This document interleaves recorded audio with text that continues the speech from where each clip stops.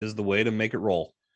Now, why did you quit the beer podcast? Because I think beer is still popular. I'm not sure. Yeah, there's still a market for it, no doubt about it. There was this little thing that happened back in 2020 called the COVID-19 pandemic. I'm not Oh, sure if you've heard about you that. think people would be drinking more beer Well, they then? absolutely were, but the problem was they weren't drinking it out and about because they weren't allowed because everything was closed. Okay. So, really, when I was working in that business, I had the beer podcast and I was doing sales, marketing, brand building for some of the local breweries here in Pittsburgh.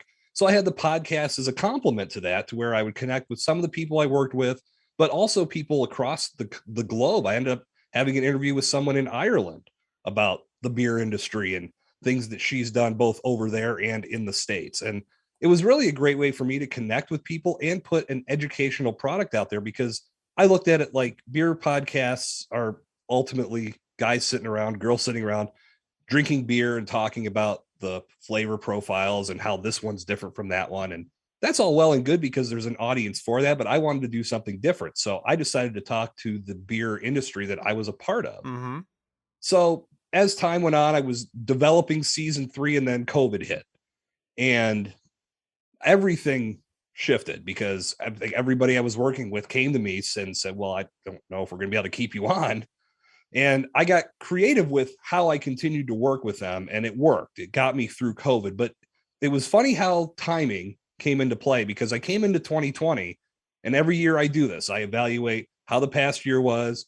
I look at what's upcoming for the next year, but I ask myself some serious questions. And the question that I asked myself coming into 2020, for whatever reason, I just turned 40, and I had asked myself, is this something I can seriously be doing when I'm in my 60s?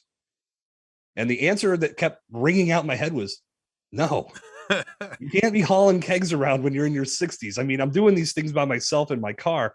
That's not going to work. So, in my mind, I was already thinking about what's the next step? How can I take what I'm doing to the next level and get beyond that point? Well, when COVID hit, everything changed. And my mind immediately went to, okay, the universe is forcing my hand and I have to make some changes now. I'm not going to have all of 2020 to figure this out. I've got to do this as we speak right now. And for me, what I was loving about what I was doing within my business at that point was podcasting. Not just my own beer podcast, but at that point, I had started working with a couple other people to develop their podcasts. And I realized right there that that was the direction for me. I love the podcast platform. I've been in it since 2015.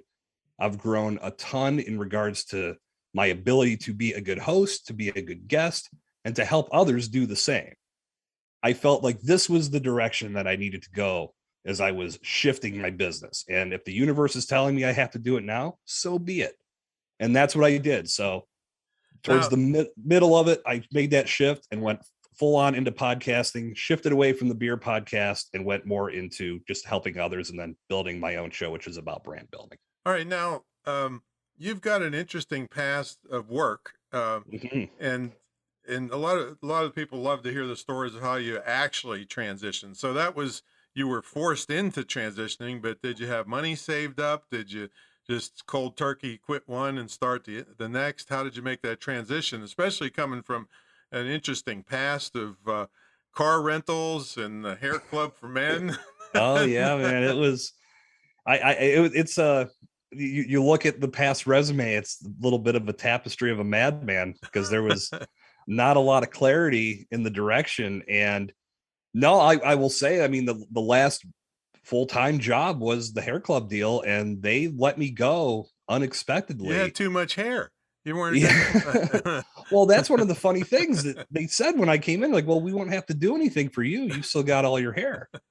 That was one of the I believe it. prereqs. I believe And I get it. If you're going to sell that solution to somebody that's losing their hair, you better have your hair too. it. I get it. I was like, I completely understand this, but fortunately, I was in a good genes were kicking in Yeah.